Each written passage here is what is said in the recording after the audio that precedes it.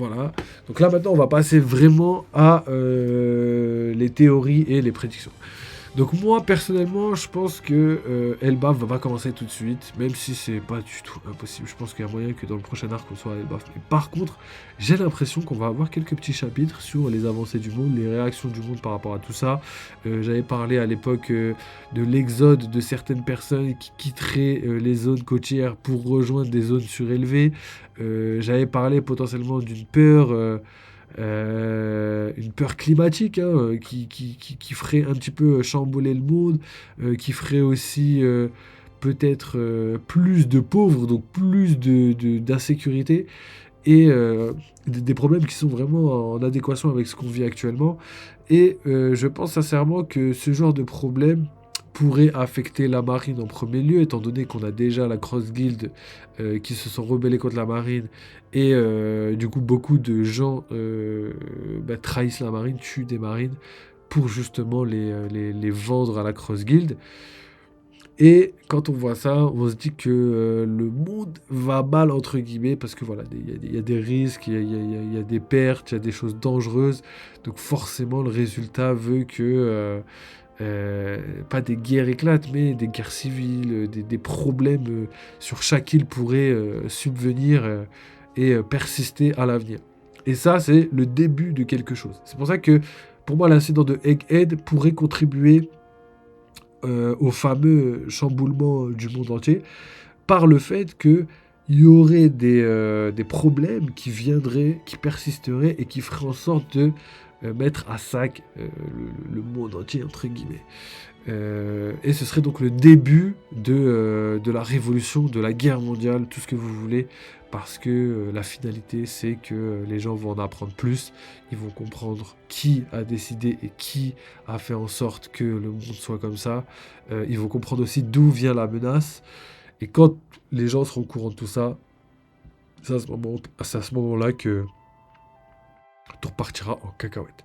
Je reviens vite fait sur Big News, parce qu'il y a beaucoup de personnes, moi y compris, qui avaient parlé de la théorie du fait qu'il pourrait faire partie de l'équipage de Roger, parce que dans l'équipage de Roger, il y avait quelqu'un qui avait une casquette, qui se transformait, qui avait à peu près la même tête que Big News, donc des signes distinctifs qui pourraient lier les deux personnages. Et au final, je reviens sur ma position, parce que j'ai l'impression que c'est pas ça du tout. Pourquoi ? Parce que Big News, quand il a appris tout sur le monde enseveli, etc., etc., on a vu qu'il était un petit peu surpris. Et il avait l'air de ne pas dévoiler tout ce qu'il y avait à dévoiler. Et ça, pour quelqu'un qui a vu les secrets du monde, je trouve ça un petit peu bizarre. Donc, est-ce que c'est quelqu'un de l'équipage de Roger? Potentiellement, hein, s'il n'est pas allé à Raftel, mais s'il est allé à Raftel et qu'il connaît les secrets du monde, je pense que ce serait assez bizarre qu'il soit au courant de tout et qu'il en parle que à la fin du manga, alors qu'il avait déjà tous les scoops qu'il voulait absolument. Donc voilà, ça c'était pour le côté Big News. Donc ensuite, on peut reparler vite fait donc des relations qui lient un petit peu Akainu et Kizaru, hein. J'ai vu quelqu'un dans les commentaires, merci à Tom Ruff, qui m'a dit que Kizaru et Akainu sont rentrés en même temps dans la marine, donc ils pourraient être frères d'une certaine manière, parce que ce serait quelque chose de logique vu qu'ils sont rentrés en même temps. C'est vrai que maintenant qu'on a cette information, c'est vrai que personnellement ça me parle un peu plus. Faudrait regarder aussi leur date de naissance, leur âge et tout pour savoir un petit peu s'ils ont la possibilité d'être frères. Mais en tout cas, ce qui est vrai, c'est qu'ils ont le lien fraternel un petit peu. D'ailleurs, il n'y a pas besoin d'être vraiment du même nom de famille, d'avoir la même mère, le même père. Pour être frère, on l'a vu avec Ace, Sabo et Luffy. Donc ça pourrait être exactement la même chose pour les...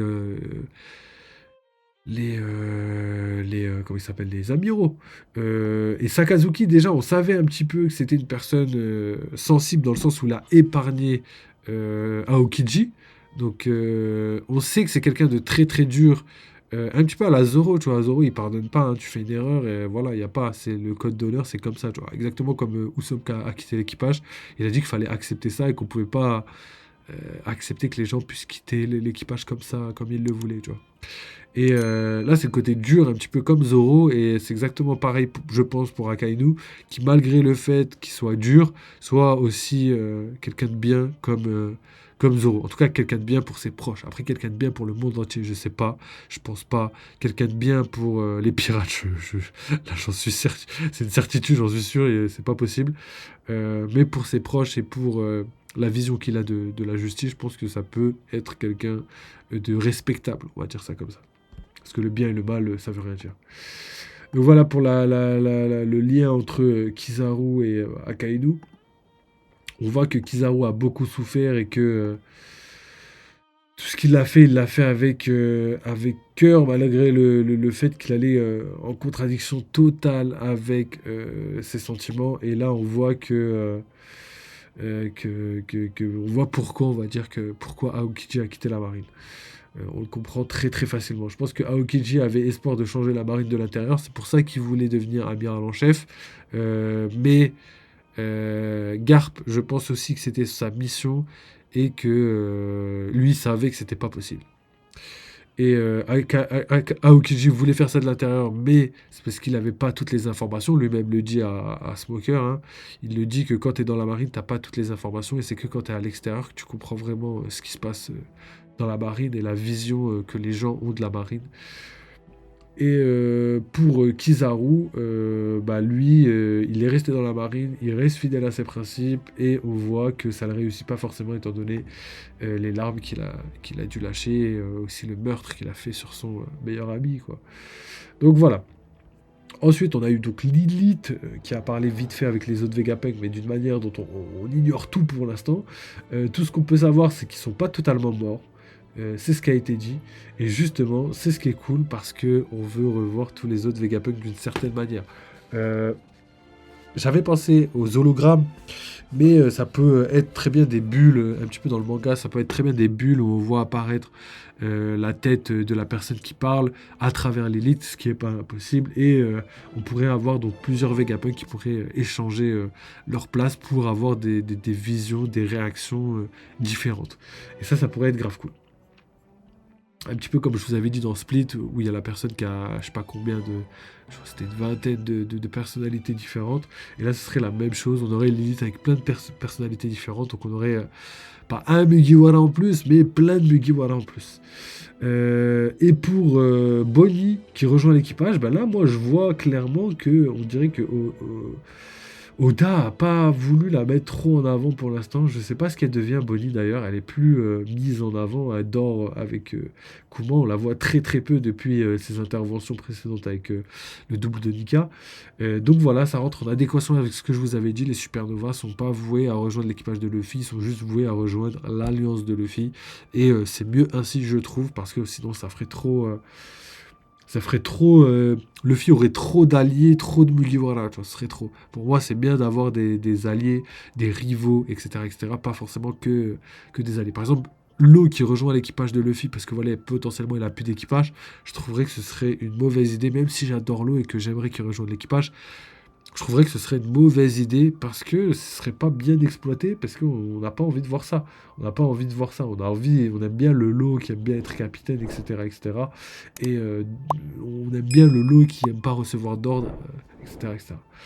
Donc voilà, et on termine du coup le chapitre avec, d'ailleurs c'est pas que le chapitre, mais aussi l'arc d'Egghead avec le narrateur qui prend la parole, avec une grosse fiesta comme d'habitude, un bon gros repas bien repu, tout le monde qui est heureux parce que voilà, la mission finale est réalisée.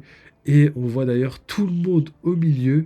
Et à l'intérieur, on voit qui? Lilith qui est parmi eux. Donc derrière, on a les géants donc, qui sont en toile de fond.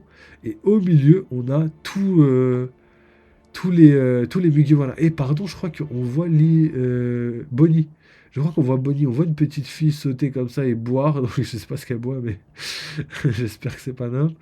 Et si c'est pas Nain, Chopper est là. Donc non, c'est Bonnie qui est là aussi.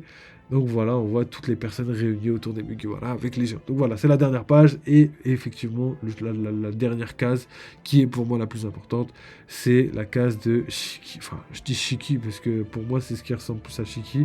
Mais ça peut être totalement quelqu'un d'autre.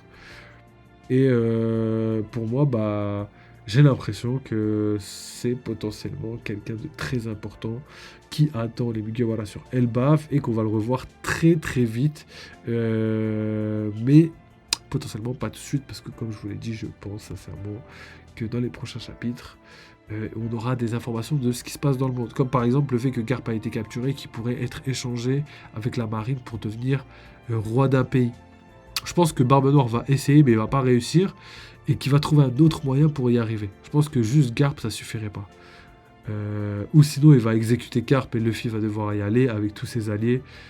C'est pas impossible non plus, donc il y aura une espèce de arc de préparation sur Elbaf avec un déplacement sur le royaume de Tic, un combat pour arrêter Barbe Noire et potentiellement la défaite de Luffy, mais la fuite réussie de Luffy. Et ensuite, bah, tout simplement la continuation de l'histoire jusqu'à Raftel et potentiellement le combat final entre Barbe Noire et Luffy pourrait se réitérer plus tard.